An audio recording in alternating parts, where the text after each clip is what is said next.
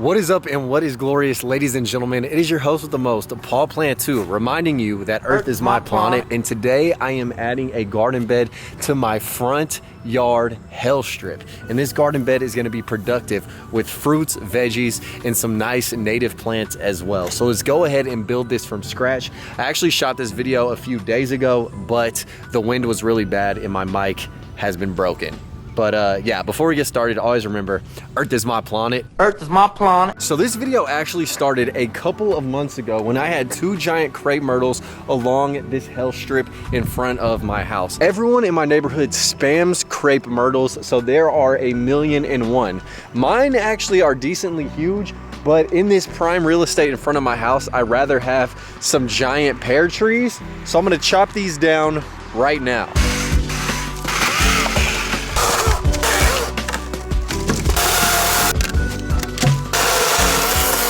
So the tree has been chopped down, it has been decimated, and now it is time to replace it with something a little bit more pleasurable to the palate, and that is an Orient pear tree.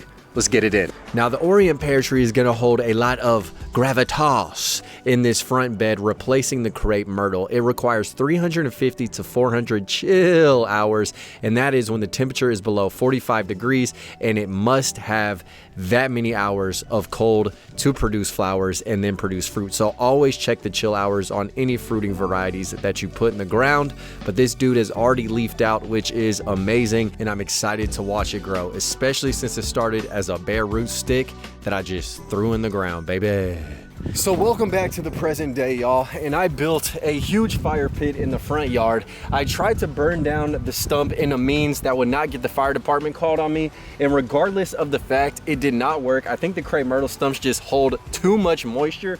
So right now I figured, instead of trying to remove or grind this stump up, why not incorporate it in another hell strip garden? Eventually I want this strip of lawn to be filled with nothing but native plants and plants that produce food. So today is the day we start, and we started by removing all of the bricks from around this burnt up stump. You dig? Now I am gonna reuse all these bricks to outline the bed eventually, but we'll get there when we get there. First thing is first, and that is removing all the ash from the stump, and then of course, I gotta go ahead and spray it down to reveal this nice, crisp, and charred stump. Then I went ahead and got my weed eater to create a nice little outline, because I am starting off small. That way the entire front hell strip of my yard does not look crazy for an entire growing season. So sometimes you gotta start small and take it piece by piece. So now there's a general shape laid out right here. I gotta leave this corner where I can put my trash can so they'll pick it up. I am gonna start planting things before I lay down some cardboard to kill all the grass, and then before I put some mulch on top of it to help the cardboard break down over time, just to suppress the grass from popping up in the bed. But for now, while there's nothing impeding the way, I'm gonna dig some holes and plant some things. Well, I said I'm gonna throw in plants, but actually the first thing I'm gonna throw in is a little bit of yard decor in the form of this cow skull. My lady thinks it's gonna get stolen. I think squirrels are gonna chew on it, but I paid like $20, so I do not even honestly care. But I think the white on top of this charred tree stump will look really good right here. And then I'm gonna plant some cactus behind it, and it'll form a nice little scenic view, in my humble opinion. So yeah, this is the first element right here. This is a thornless, spineless cactus, and I think it'll look really cool behind the burnt stump and the cow skull. We have two cacti.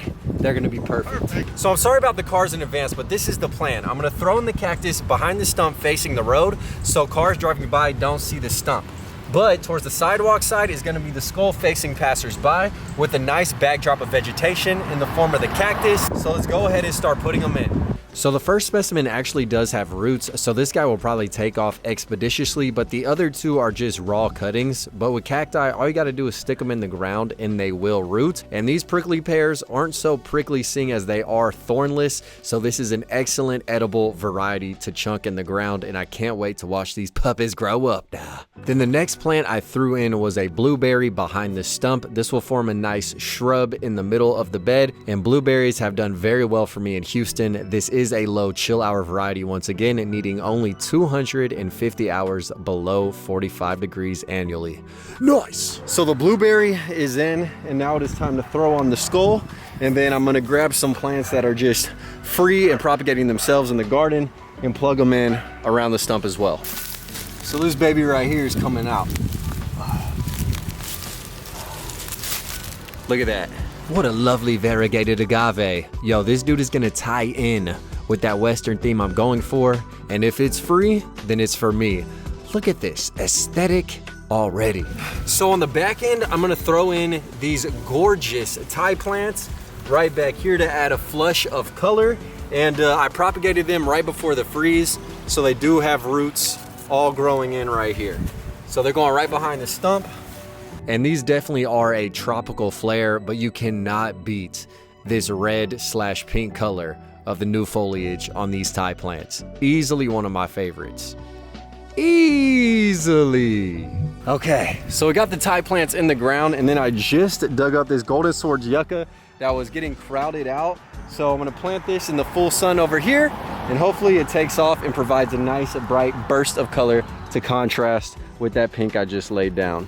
Then my son came outside and wanted to help with the voiceover by screaming "Hi truck" at the passing vehicles. Then in this section, I'm gonna throw in some Greg's Blue Mistflower that I dug up. I don't know if it'll really take off, but we'll see. Hey, buddy.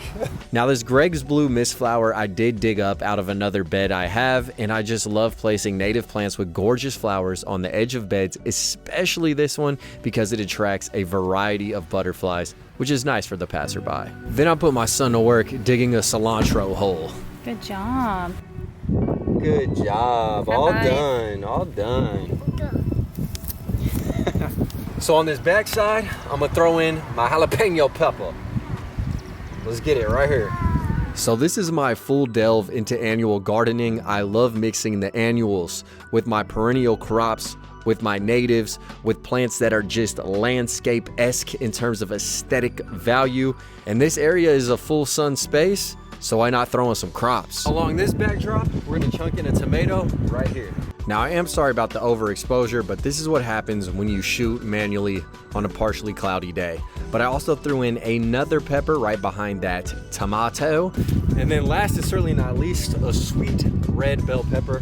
And it should go without saying, guys, plant food you like to eat. There is no point in spending time, energy, or money growing something that you really don't find palatable. So now that everything's in the ground, I'm gonna put compost around the plants just to make sure they get that extra bit of nutrition. And then I'm gonna lay some cardboard down, mulch, outline the beds in brick, and I think that'll be it.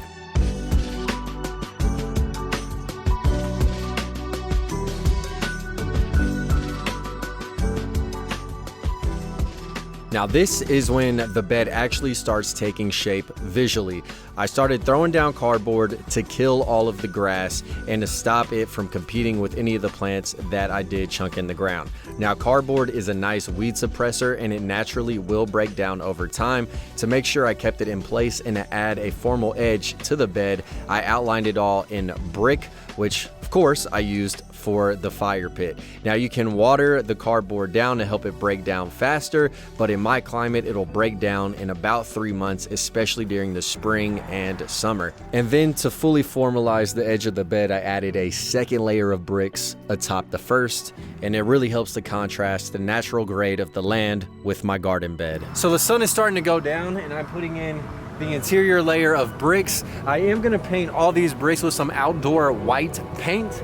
I forgot to buy it when I was at Lowe's today, but yeah, let's get her done.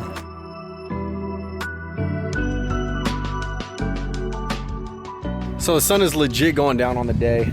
I got a couple of bags of leaves in the neighborhood. You guys know what I use for mulch are leaves. So I'm gonna throw these on the cardboard and that's it. So leaf litter mulch is my go-to because it is free, it breaks down quickly, still has a uniform color, and provides a ton of habitat for little critters and creatures. So why not use my neighbor's trash and turn it into my gardening treasure? So believe it or not, it has been 2 weeks since I planted everything and since I built this bed, and it has been raining a lot, but it is finally dry. So it is time for me to place some white paint on these bricks, just so they'll match the other beds I have with white bricks. Over time, the brick will naturally patina, but just as a nice little starter, I like having it start off as all white, and then as that natural type of growth happens and occurs on it, it will look uniform throughout the entire bricked up area. But I'm bricked up right now just looking at it. But let's go ahead and get started, and then I'll give you guys a little update after I'm done.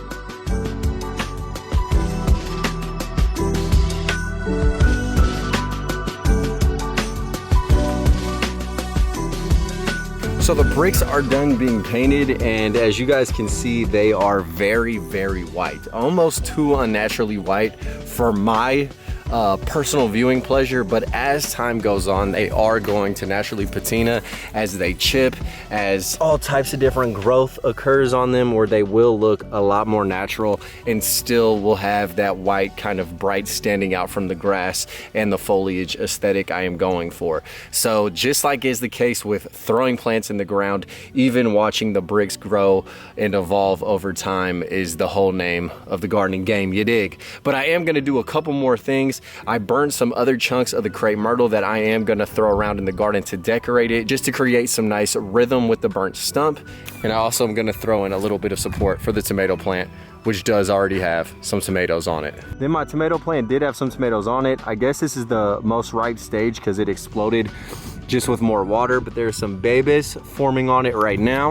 We have some flowers on the Greg's blue mist flower, and just behind me there are a ton of butterflies just swarming all over it. So as this one grows and develops, it will most likely similarly have that experience of being a nice little buffet for butterflies. Then on this other pepper plant, you guys can see we have peppers coming in. I think these are ready to be picked as well, which is awesome.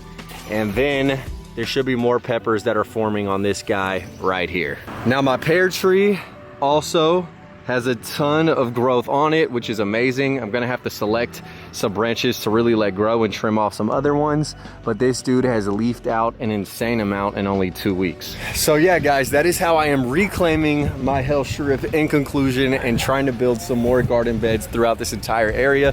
But I am gonna start off, as I mentioned, by filling this area up before moving on to the rest. If you guys did enjoy, please be sure to smash the like button. It is the best, freest way to help me out and to show some support. Also drop some comments down below if you have any suggestions of plants I should throw in, or just any advice in general. My ears and eyes are always wide open to read and gather some knowledge, crowdsource it from you guys. So I really appreciate everyone rocking with me, and until next time, always remember, Earth is my planet. Earth is my planet. Here's a nice little closing shot of the before and of the after. I think it came a long way just from a plain crepe myrtle. Peace. Killing these songs, leaving a bloody life I roost to. And I'm in it to win it, so I'm somebody that you should get used to.